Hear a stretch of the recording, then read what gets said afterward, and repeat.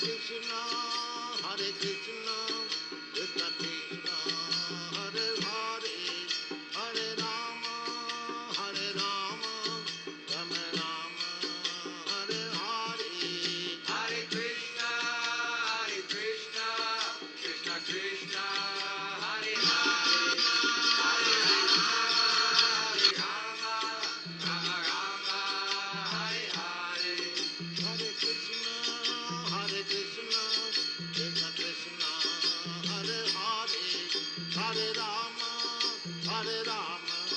Rama Rama, Hare Hare. Hare Krishna, Krishna Krishna, Hare Hare.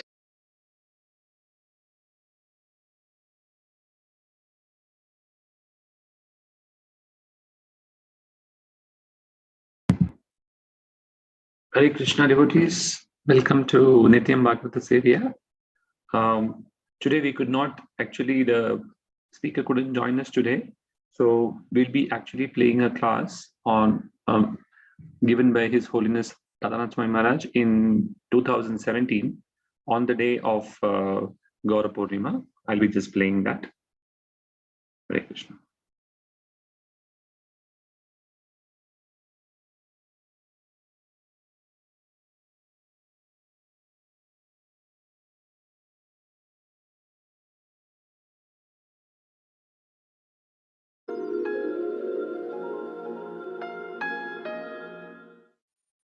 Om Gyantimirandasya Gyananjanachalakaya Chakshurun Militam Jena Tasmai Sri Gurave Namaha. Sri Chaitanya Manobhishtam Sthapitam Yena Bhutale Swayam Rupa Kadamayam Tadati Swapadantikam Vandeham Sri Guru Sri Yuthapadakamalam Sri Gurun Vaishnavamscha Sri Rupam Sagrajatam Sahagana Raghunathan Vitam Tam Sajivam Sadvaitam Savadutam Harijana Sahitam Krishna Chaitanya Devam Sri Radha Krishna Padahan Sahagana Lalita Sri Vishakan Vitamscha He Krishna Karuna Sindhu Dina Bandhu Jagatpate Kopesha Gopika Kanta Radha Kanta Namostate Tapta Kanchana Gaurangi Radhe Vrindavaneshwari Vrishabhanu Sute Devi Pranamami Hari Priye Vanchakalpatarubhyascha Kripasindubhya evacha Patitanam Bhavanebhyo Vaishnavebhyo Namo Namaha. Sri Krishna Chaitanya Prabhu Nityananda Sri Advaita Gadadhar Shivasadi Gaura Bhakta Vrinda. Hare Krishna, Krishna Krishna, Hare Hare, Hare Rama, Rama Rama, Hare Hare.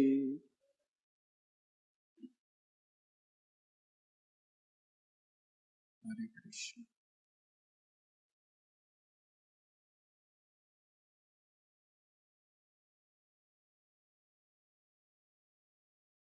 A few minutes ago, the full moon has arisen.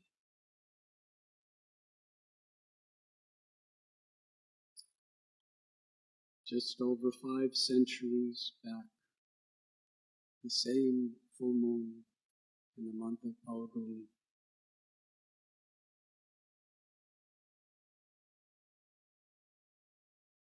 upon its rising, Sri Chaitanya Mahaprabhu took his birth in this world.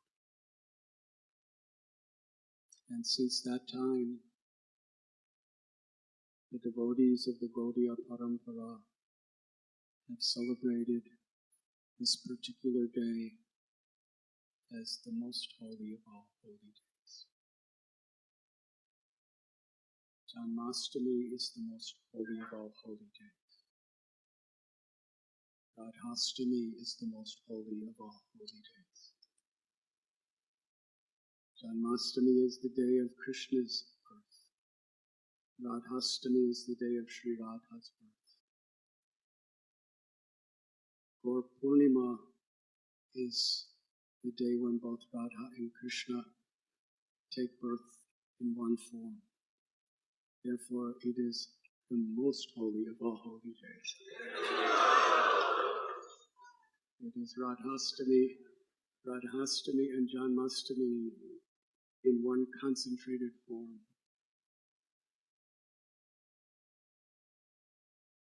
Sri Chaitanya Mahaprabhu has been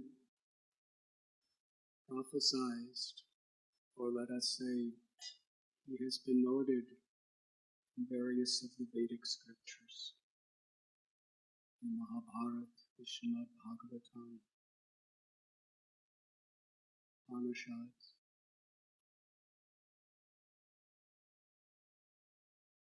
Karabhajana Rishi, in the 11th canto of Srimad Bhagavatam, he describes the various Yuga avatars. In Satya Yuga, the Supreme Lord comes in a white form for the purpose of spreading the Yuga Dharma, establishing it. Meditation. In Treta Yuga, the Lord comes in a red form to establish the Yuga Dharma of that age, which is the performing of yajna. In Dwapara Yuga, he appears in a blackish form to establish the Yuga Dharma of worship of him. And in Kali Yuga, he appears in a form that is not blackish.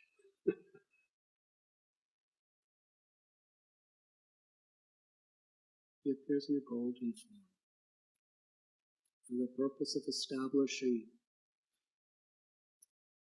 the Yuga Dharma of the congregational chanting of the Holy Name. Krishna Varnam Prasa Krishnam Sangopanga Shabharasharam Sankirtana Yagyai Sankirtana Prayai Yajanti Sumesh. In this age of Kali, those who have good intelligence, they worship this form of the Lord through the congregational chanting of the holy names. It does not specifically say golden in that particular passage, but he describes white, red, black. And he describes in Kali Yuga the merciful form of the Lord. When Gargarishi performed the name-giving ceremony of Krishna and Balaram in the Srimad Bhagavatam 10th canto, he describes how the Lord takes a white form, a red form, and a golden form, and now he has taken a blackish form as Krishna. So the Acharyas and the saints, analyzing and studying with great deep realizations, have concluded that this golden form that is predicted in the scriptures is Sri Chaitanya Mahaprabhu.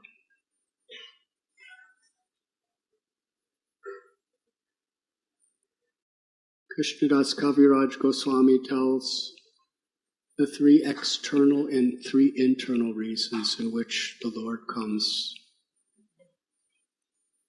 The external reasons: to establish the Yuga Dharma of the congregational chanting, Nam Kirtan. To fulfill his words in Bhagavad Gita, Yada yada hi dharmasya glanir bhavati bharata abhyutanam dharmasya tadatmanam shrujamyaham. that he would appear in each and every age to reestablish true religious principles. And especially to fulfill the prayers of Sri Advaita, the senior-most leader of the devotee community of the time. The three internal reasons are described also in Chaitanya Charitamrita. That Krishna, the original source of all incarnations, Swayam Bhagavan, appears in this age of Kali.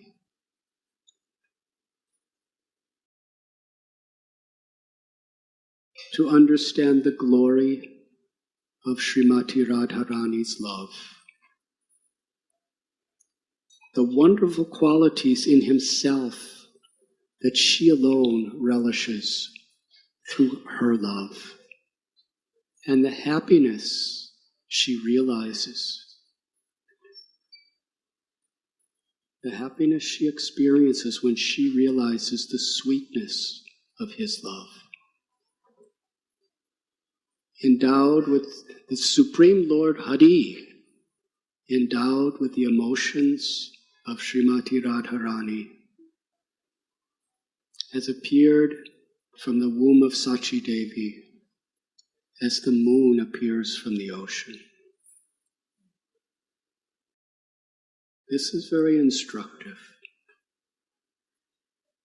What does it mean as the moon appears from the ocean? If we're on the shore of the ocean, looking in the eastern direction, the moon appears to be born from the ocean. It's not seen, and then it appears from the ocean. But actually, the moon is appearing from the ocean, from our vision. But the moon is existing always. The moon is not dependent upon the ocean to appear. It's just coming to our vision from the ocean. And in a similar way, the Supreme Personality of Godhead has no mother and has no father.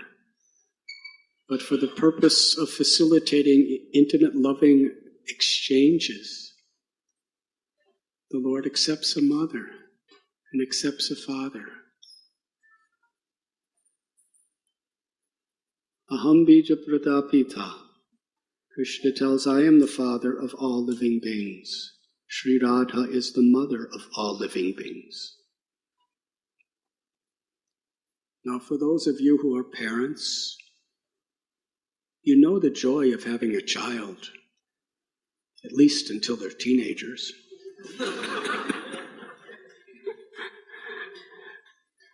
Then there's still joy, but it's some extra struggles. But a good parent, how they love their children.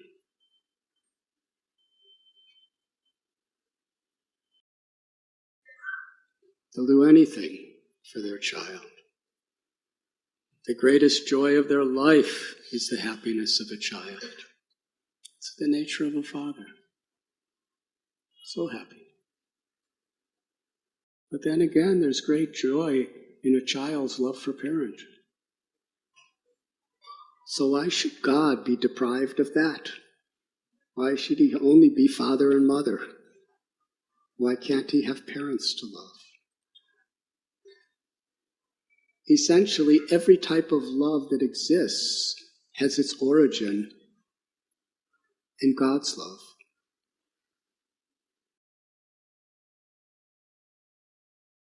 Krishna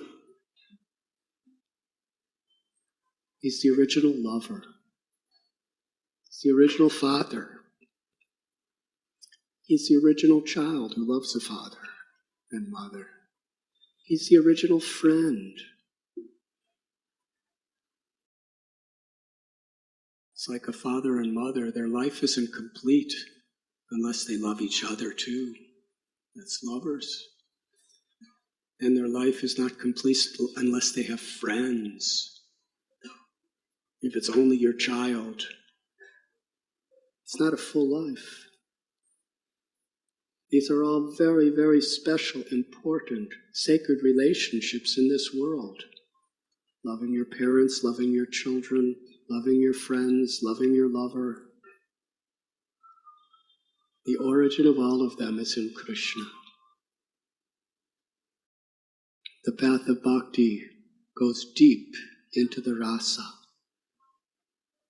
into the sweetness of the ecstasies of the love of Krishna's relations with his devotees. So Krishna is the father of all living beings, the source of everything that exists. He has no mother, but he accepts a mother.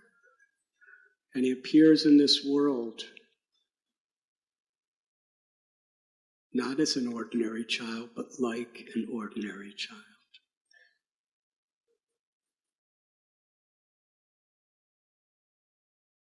Sachimata and Jagannath Mishra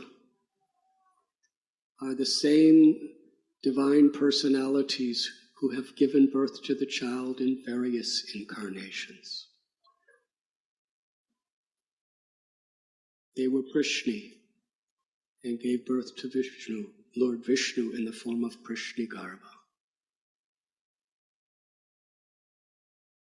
They were Kardama Muni and Devahuti, gave birth to Kapila.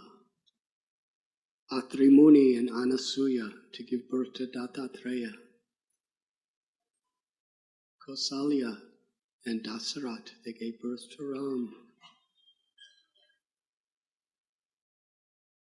Devaki and Vasudev, and then again Yashoda and Nanda to give birth and lovingly care as parents for Krishna. In this song by Vasu Ghosh, he's declaring that that same Lord has come again as the son of Jagannath Mishra and Sachi Devi.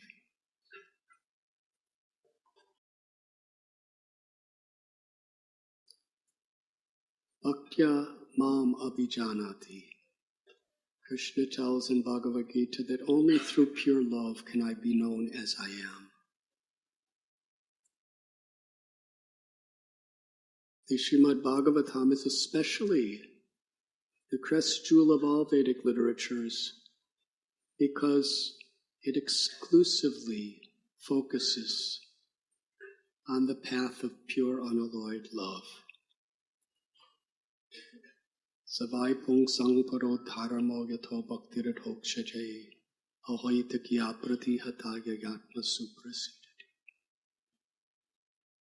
The supreme dharma for all living beings is that which awakens love for God. Loving service. Such loving service must be unmotivated and uninterrupted to truly satisfy the self, because that is our eternal nature. Sri Chaitanya Mahaprabhu is the very embodiment of Srimad Bhagavatam. He's the personification of these teachings.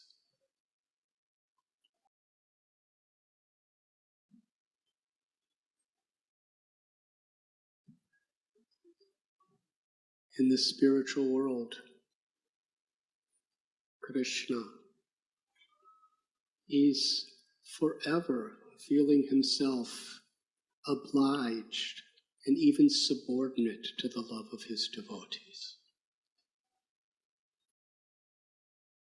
He's humbled by the surrender of the devotees. He gives himself completely. He told the gopis, I cannot repay your love even an entire lifetime of Brahma. That's about 311 trillion years. Even with all that I have, just be satisfied with your love. The source, the origin of all love in all spiritual and material worlds is the love of Radha for Krishna. Radha Krishna Pranaya Vikritir Ladini Shakti Ratman. That the Supreme Absolute Truth is one. There's one God for all religions, for all living beings in all universes, in all existence. Nam Namakari Bahun Nija Sarva Shaktis. That one God, the Absolute Truth, has many names and has appeared in many forms. But that one Supreme Truth is eternally two. The Shakti and the Shaktiman. Krishna is the Supreme Shaktiman, the origin and source of all energy. And Sri Radha is the Supreme Energy, the Vladini Shakti, the energy of love. Radha is the Ashray Vigraha. She's the abode of all love. Krishna's Vishai Vigraha. He's the object of all love. And that love between Sri Radha and Krishna is the sum total of all love. And it's expanded and extended everywhere. Mamaivam so jivaloki jivabhuta sanatana. Every living being is part and parcel of Krishna. And an infinitesimal particle of Radha's love is within the inherent nature of every living being, the soul. And that infinitesimal expansion of Sri Radha's love that's in any of our souls is so powerful that it can conquer Krishna. Krishna is obliged to the love of any of his devotees.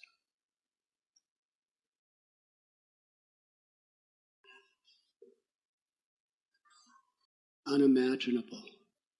If our potential to love is so infinite, so incredible, it's the ultimate satisfaction to us and leaves Krishna obliged when it is awakened fully.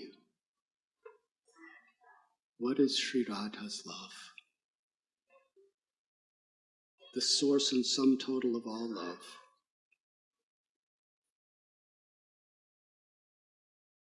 When Krishna witnesses Sri Radha, the happiness she feels in her love,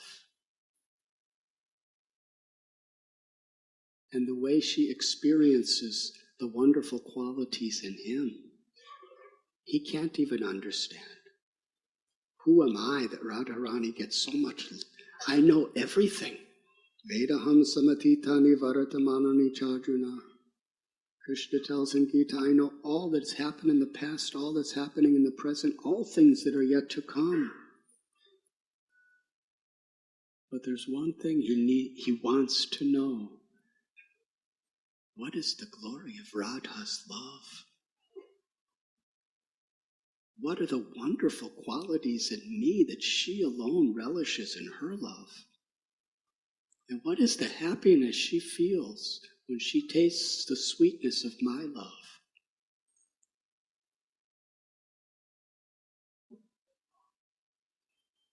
So Krishna appears with the Mahabhav, with the supreme love of Sri Radha in his heart, to taste the sweetness of his love.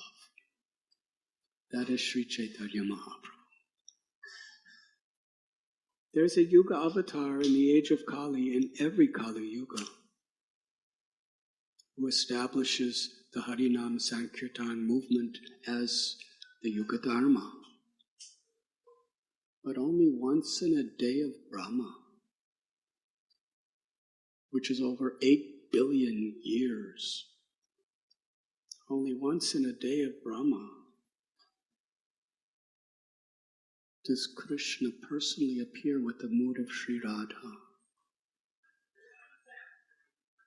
and through the Sankirtan movement to share her love with the world. Parama Karuna Pahunduvi Jana Nitai Gaura. The Supreme Lord Sri Chaitanya and Nityananda are supremely karuna, compassionate.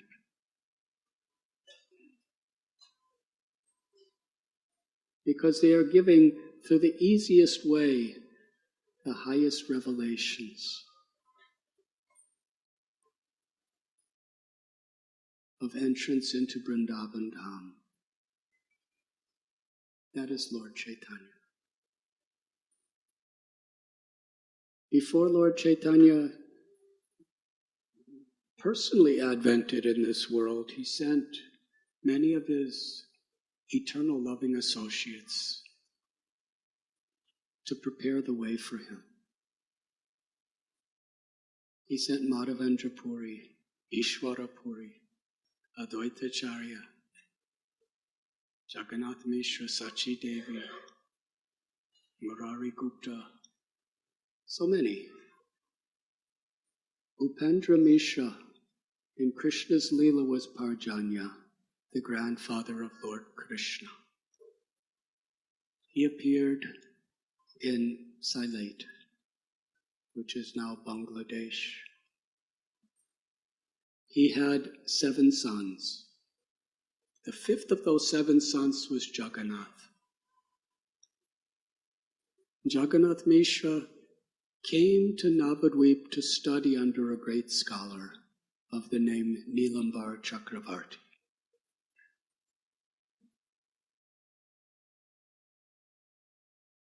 And by divine arrangement, he married Nilambar Chakravarti's daughter, Sachi Devi, and thus settled in Navadvip. The 2 of them had 8 daughters. Each and every one died just after birth. Heartbroken, they worshiped the Supreme Lord for a child. They understood it's not within their powers. Actually, it's not within anybody's powers. There's higher powers beyond our own that we're all dependent on. Things may happen according to the laws of karma, but karma is a law that it was created by the Supreme Personality of Godhead. So directly or indirectly, everything is controlled by the supreme power of God. So they worshipped. They had a beautiful baby boy who happened to be an expansion of Shankarshan, Balaram, Nityananda, who they named Vishwarup. In the month of Magh, January of 1485, something wonderful happened. The spiritual world appeared within the heart of Jagannath Mishra.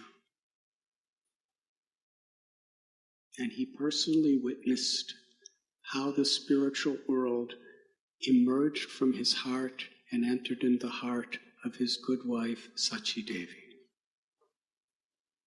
Just after that, she became pregnant.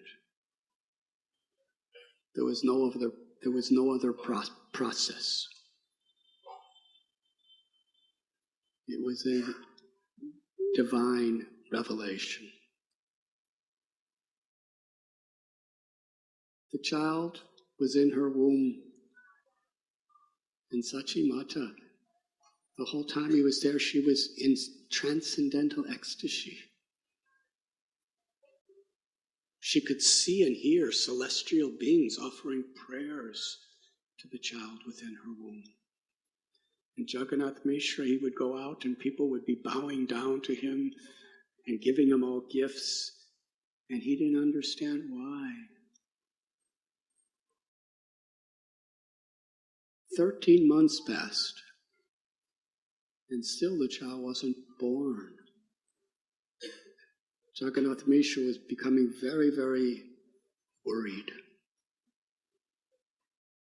When you and your wife have 8 miscarriages consecutively, your heart is very vulnerable to what can go wrong.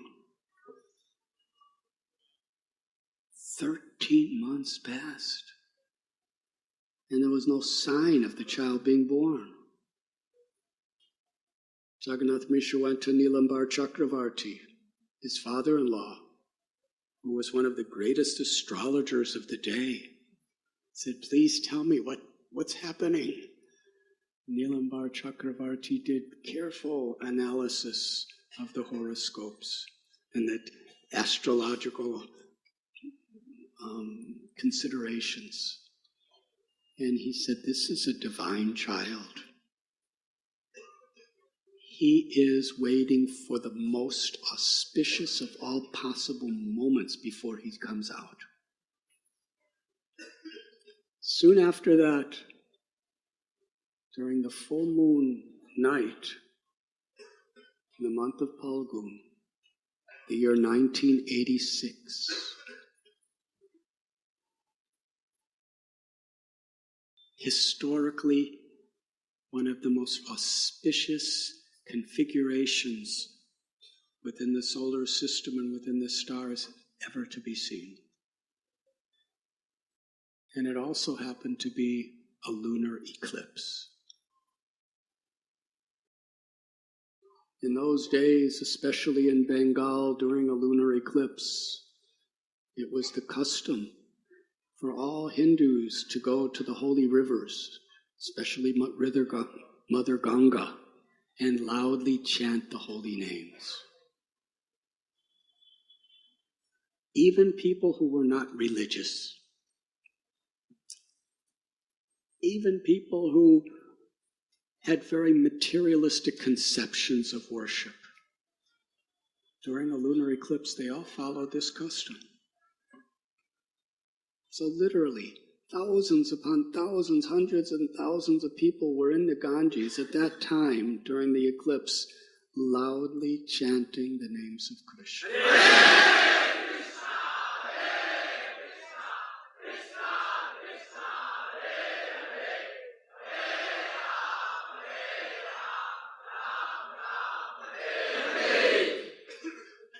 And even Muslim people, they saw all these Hindus chanting Krishna, Krishna, Hari, Hari. And they were very affected by that. Some out of appreciation, some out of jest. They were all chanting Hari, Hari and Krishna. Everyone was chanting. It was at that moment that Sri Chaitanya appeared from the womb of Sachi Devi.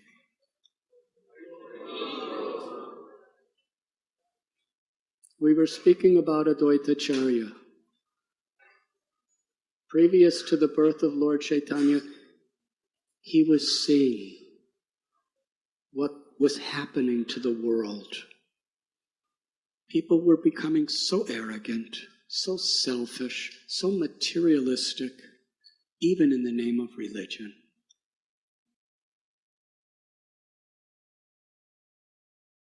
And even pundits of scriptures, they were doing it more for a profession than self-realization. They were oftentimes doing it more for themselves than others. Compassion, true compassion for the body, the mind, and the soul was becoming so rare. He saw so much fighting, so much hypocrisy. And loving devotional service to Krishna, which is the essence and the goal of all the Vedas, was practically nowhere to be seen. It grieved his heart. Sri Advaitacharya, he was the leader of the Vaishnava community. He had a house in Navadvip and a house in Shantipur. he would speak from the scriptures. But every scripture he spoke from, he only saw Krishna. In Bhagavad Gita, Krishna tells, for one who sees me everywhere and everything in me, for that person I'm never lost, nor are they ever lost to me. So Advaita Acharya was seeing Krishna everywhere. He was seeing Krishna in everyone's heart. He spoke from Bhagavad Gita. He spoke from Srimad Bhagavatam. And even scriptures like the Yoga Vasishta, which is usually not considered a devotional scripture. He would speak from that, and every word and every line he would explain eloquently how it's all leading to unmotivated, uninterrupted, ecstatic love for Krishna.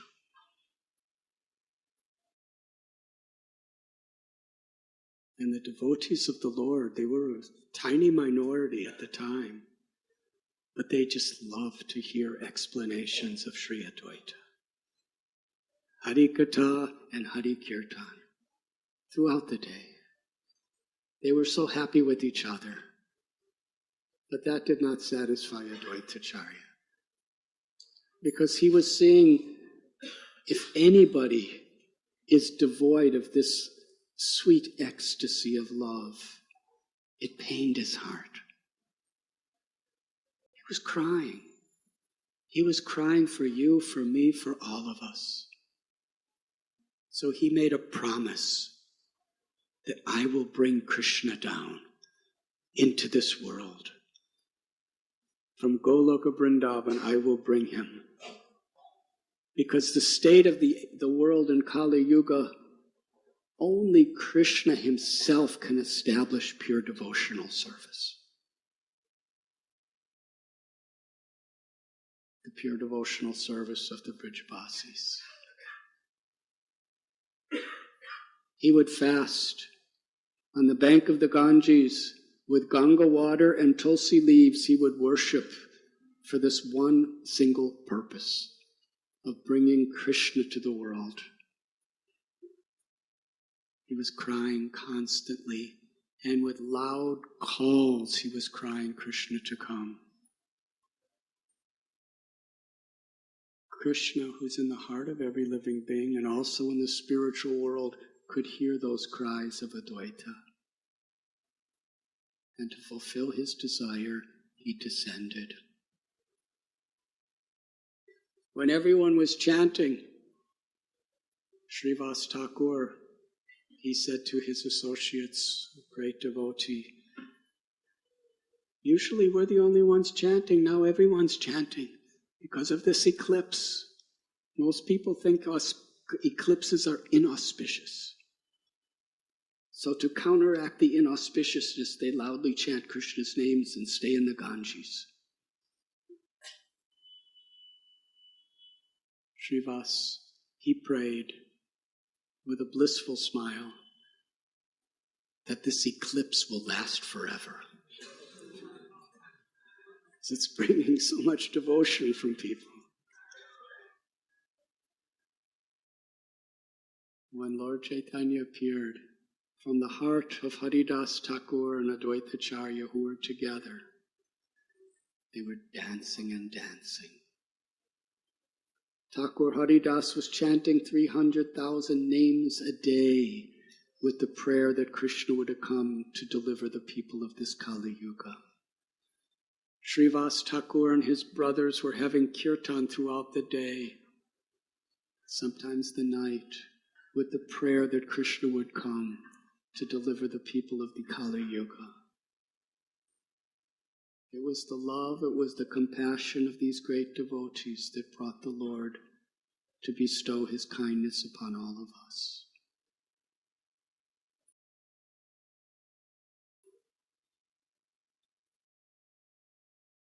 He was given the name Nimai by his mother because he was born under a neem tree.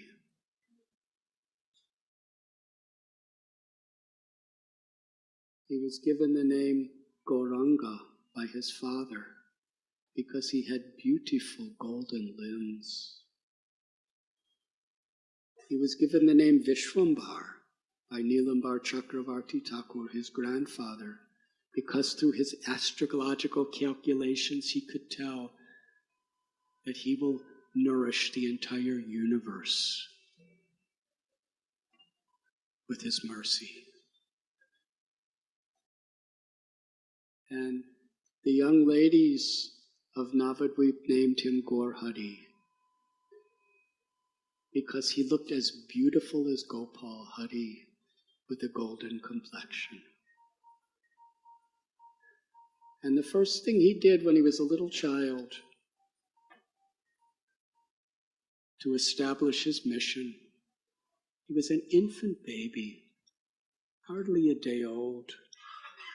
He would cry. And because everyone loved him so much, just his glance would enchant, devote everyone's hearts. He was so beautiful. Spontaneously, the people loved him, even more than their own children. This is quite unimaginable. Parikshit Maharaj was even astounded when he heard Sukadev Goswami tell that in Vrindavan, all the elder gopis, they love Krishna more than their own children. This is almost impossible.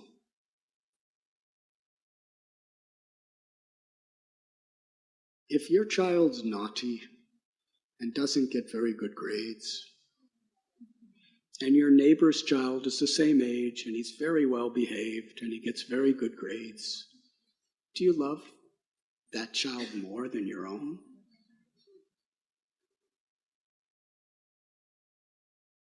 What to speak if your child becomes a brahmachari? And your neighbor's child gets married and has a good income and has grandchildren for you. Do you love them more than your own child? It doesn't happen that way. It's human nature. You love your own children.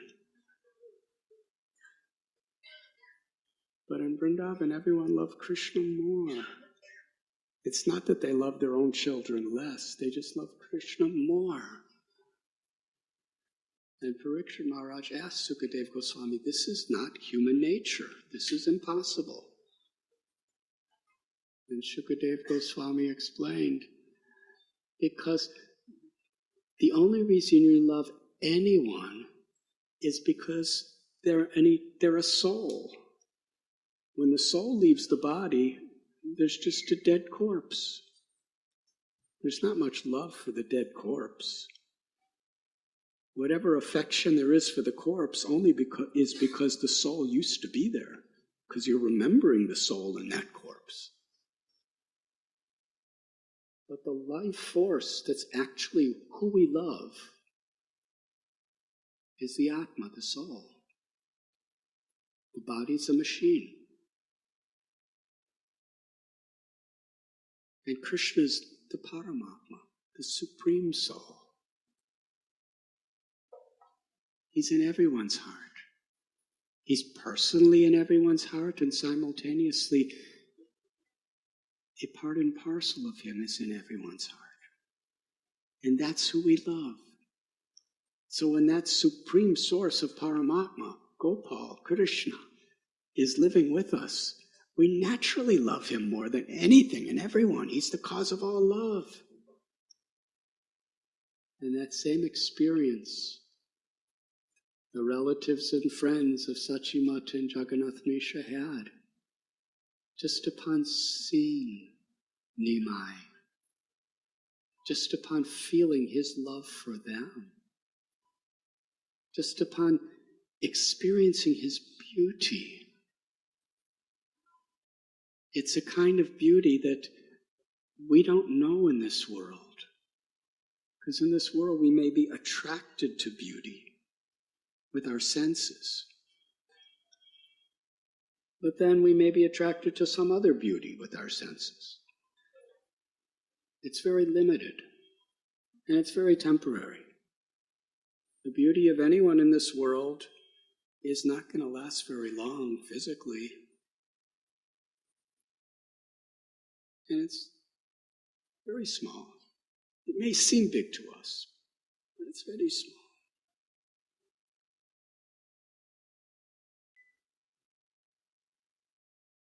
But Krishna is the supreme sum total of all beauty, the source of all beauty, the ultimate beauty that's forever.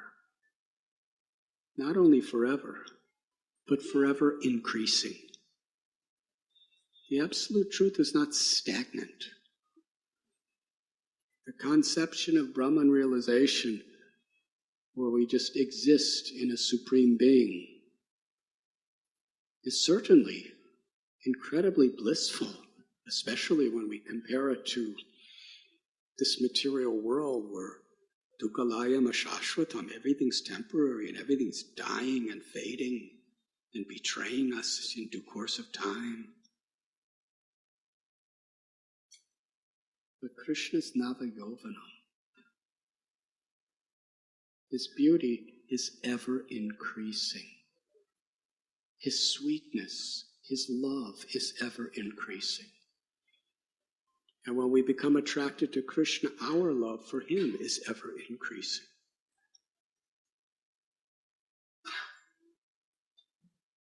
So that supreme cause of all causes is a newborn infant little baby who appears totally helpless. And he looks at people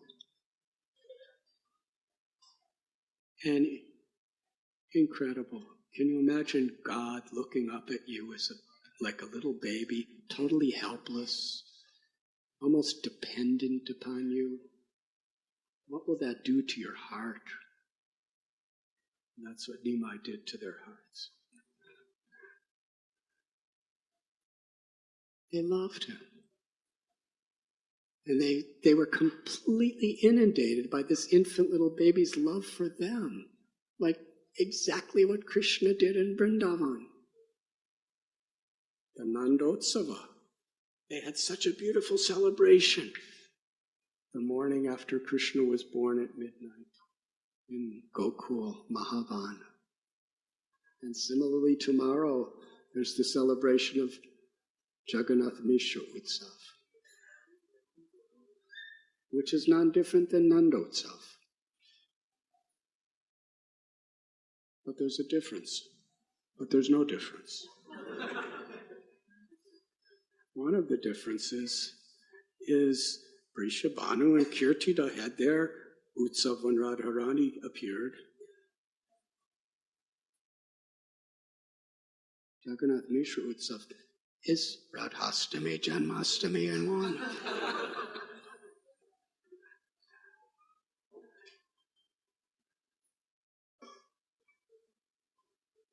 So this little baby is captivating, not just their minds, not just their senses, not just their hearts, but their souls. This is the secret of what we're speaking about. When they felt Lord Chaitanya's little Nimai's love, it awakened the eternal, natural love of their souls. Just by looking at this little baby and desiring to please this little baby, they attained the ultimate perfection of yoga, the essence of all religions. Their prem awakened from within. In that prem, we want to please the Lord. Their highest aspiration in life was simply to make this little baby happy.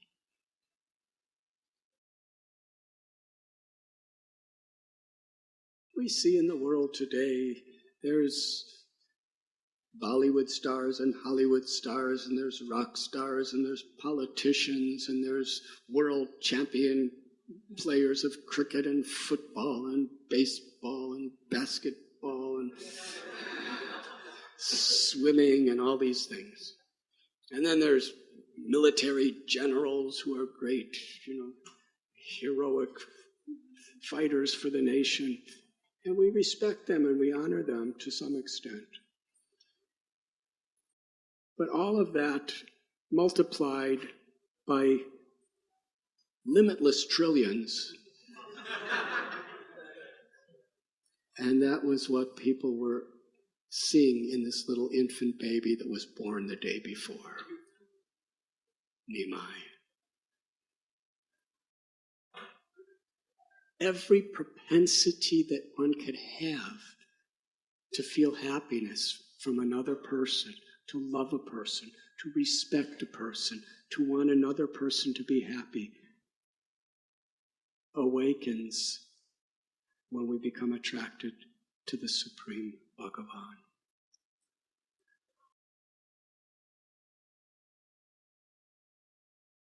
He smiled. The little baby would look in their direction and smile. Their souls smiled. Nothing could be happier. Then the next minute, his face would have a painful look on it, then cried. And oh, how he cried. When God wants to cry, he really cries. Not in a horrible way. Not a Singadeve. He was roaring and it was kind of a cry, but it was very fearful. The little Nimai's cry was such a helpless, vulnerable little baby's cry that mixed with his love and their love, it totally melted their hearts. It put them in such agony. They just couldn't accommodate that this child is not happy.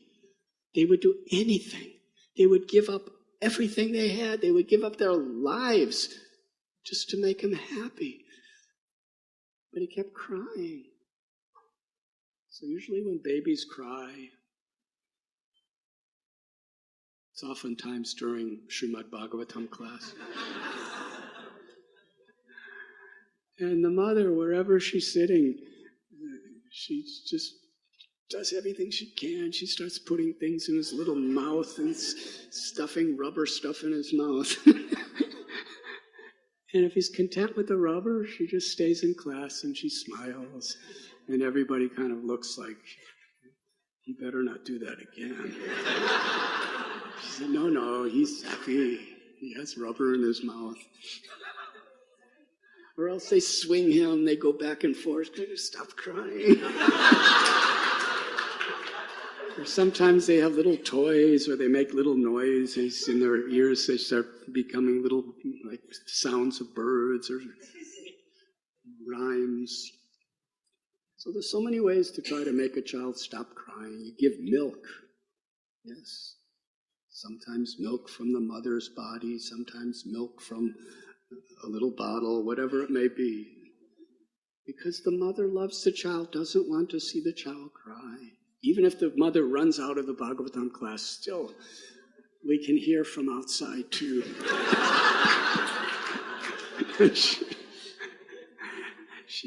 But she loves the child. And everybody, even if we don't like the crying sound, somewhere in our heart, we're really feeling compassion for that little child. So all the neighboring ladies who were assembled in Jagannath Mission Sachi Devi's house, when little Nimai would grimace his face and cry, they would do anything for him. They were rocking him and they were giving him little things to play with and they were putting things in his mouth, but he wouldn't stop crying. Whatever they gave him, he just cried louder. They'd give him something else, he'd cry louder. And when they were in a completely helpless state, like the eclipse, they just cried out, Hari, Hari. Hari, Hari. And Nimai smiled. Oh, that smile was the everything for everyone. So they knew the secret. This child loves the names of Krishna. So they would gather around Nimai's little bed, just waiting for him to cry. Because after he cried, when they chanted, he was so happy. So as soon as he cried, they would all chant, and he would smile. Glistening eyes, he would gaze upon them with such gratitude. So from his earliest infancy, he was inducing everyone around him to chant Krishna's names. Not out of force, out of love. He was attracting their hearts. He was opening their hearts by his sweetness. And to please him, they chanted the names of Krishna.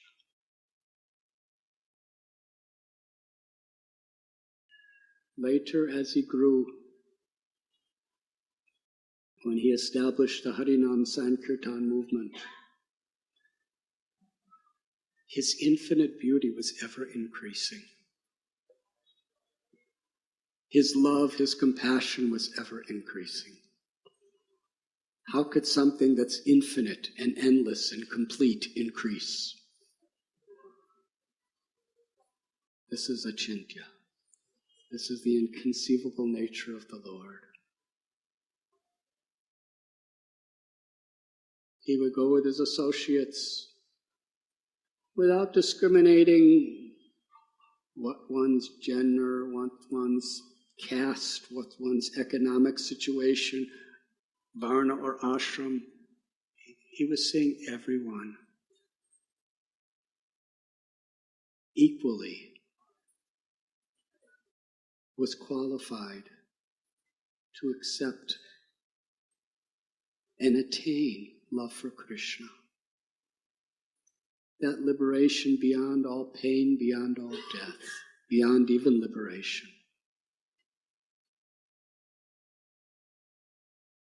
He did not consider qualifications or disqualifications. He just considered the sincerity of a person's heart to receive it and to follow honestly, sincerely. If he just saw that earnestness, he gave that prema bhakti to his devotees.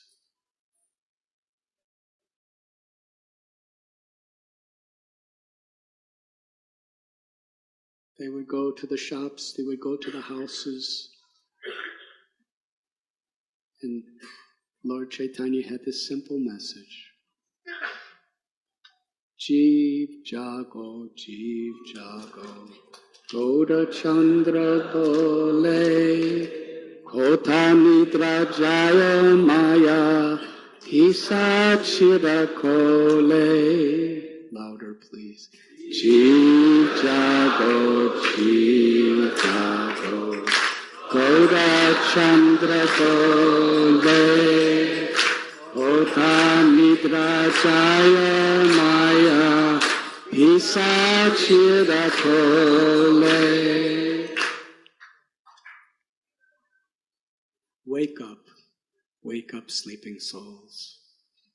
This is the message of Lord Gauranga. And he gave us the method by which we could wake up our sleeping souls. To hear about Krishna, to worship Krishna, to associate with the devotees of Krishna, and to chant the names of Krishna.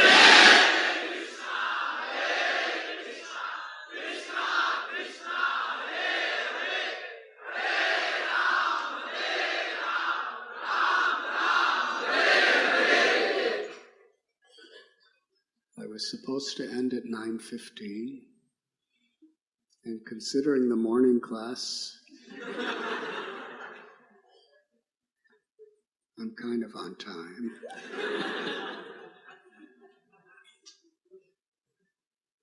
Gaura Purnima is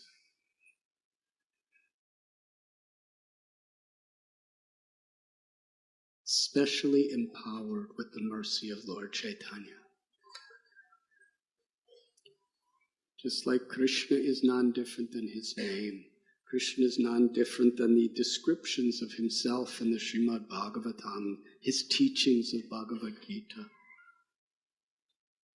Krishna bestows special mercy through the form of the Archamurti, the deity in the temple.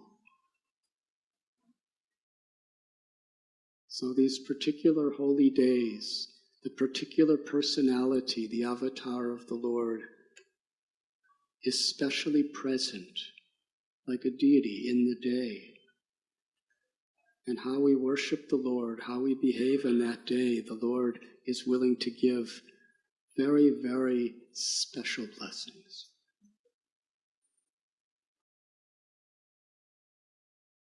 Sri Chaitanya Mahaprabhu, the most magnificent of all avatars,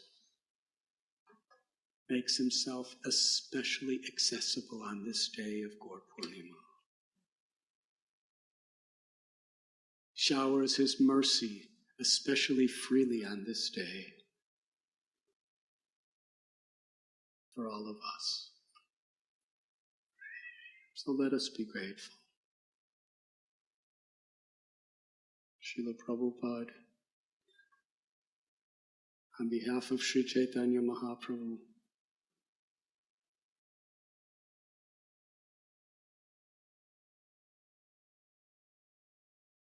he has created so many devotional communities. Radha Ras Bihari Temple,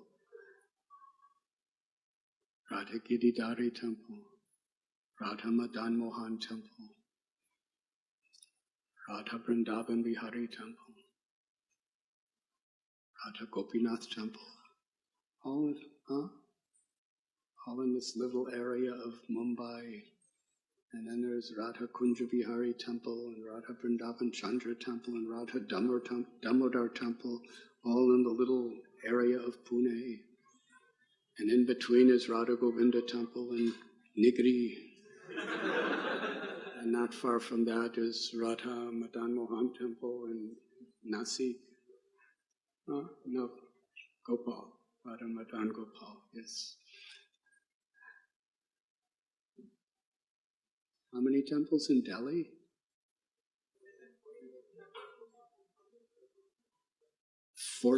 14 full elaborate temples in Delhi. And in Vrindavan and in Mayapur and Hyderabad, and there's about 500 temples in the world. I heard a tape of Srila Prabhupada in Mumbai, and he was talking to business people. And he, this is in the early 1970s. He said, you are trying to make money. This is what your standard of success is. He said, just depend on Krishna, just surrender to Krishna. He said, I left India with 40 rupees, and I was all alone. And now I have thousands of people who are working full-time for me. And we're spending no less than 50 lakhs of rupees every day. Something like that. I don't remember the number. But the business people were convinced.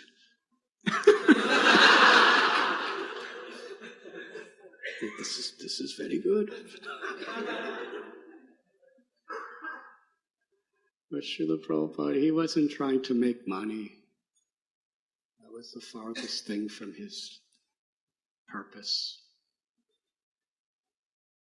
Wherever he would go, he said, I have not come to take anything from anyone. I've only come to give. He gave that example because that's what certain people needed to hear, just to get them to take philosophy seriously. But he was only giving. And whatever funds were coming, he did not keep one penny for himself.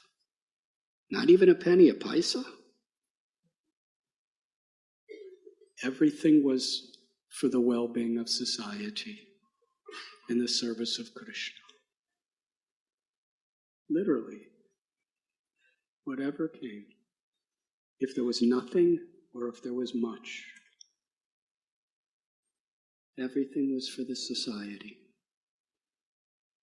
Because his only motivation was compassion. Because that's Lord Chaitanya's mission. And Srila Prabhupada took that mission as his life and soul.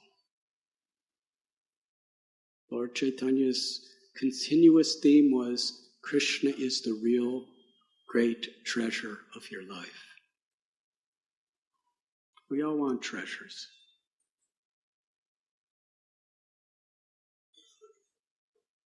But only a misdirected civilization thinks that material things are a treasure.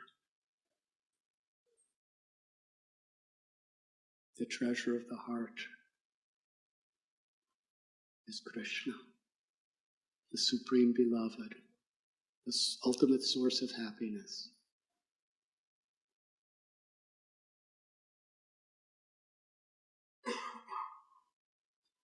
Srila Prabhupada put great emphasis on this day of Gaura Purnima as an opportunity to develop a deeper and deeper connection to Krishna. And Gaura Purnima is a day when devotees traditionally celebrate together to share their love for Lord Chaitanya with each other. Because when we share our love for Lord Chaitanya with each other, we find that deeper and deeper ananda in Lord Chaitanya's sweet rasa of compassion. Then naturally, as a family, we want to expand it to everyone. Let this be our prayer for Gaura Purnima. Thank you very much.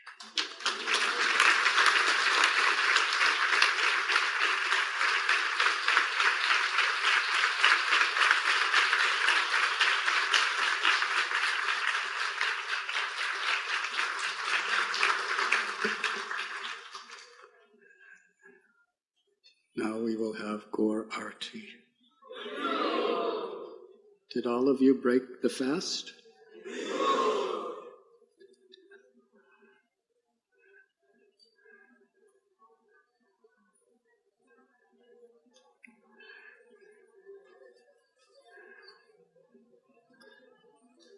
Begin the Arti.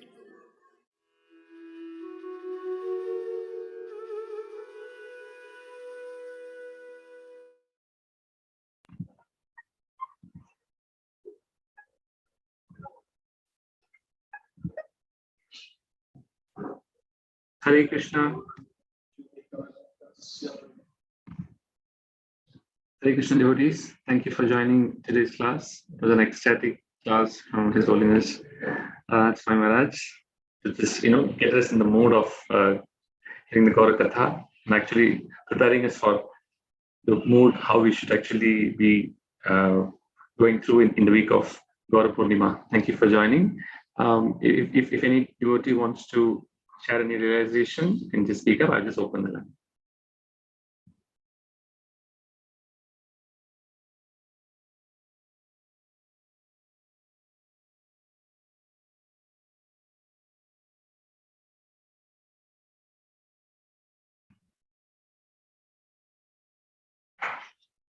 Okay. So we'll just end the particular class today here. Before just concluding, I would just like to call the Vaishnava Pranam, Vancha Kalpatarupascha, Kripasin Buddhyayacha, Patikanam, Pavanebhyo, Vaishnava. Hare Krishna. We'll just continue with our class tomorrow morning at 8:30. Today there is a class by His Grace Krishnan Prabhu on Chaitanya Leela. It will be at 7 p.m. from temple. Hare Krishna. Krishna. Dandavat Pranam, Prabhu. Prabhu, are you recording all those lectures, the evening ones? I think